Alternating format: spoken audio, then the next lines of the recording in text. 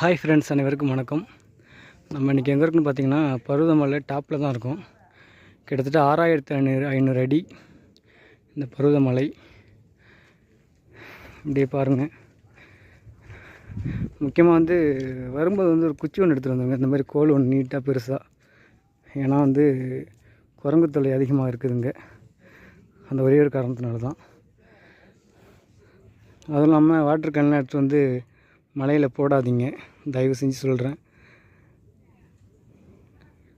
பார்த்தீங்களா, வேறு லெவல்.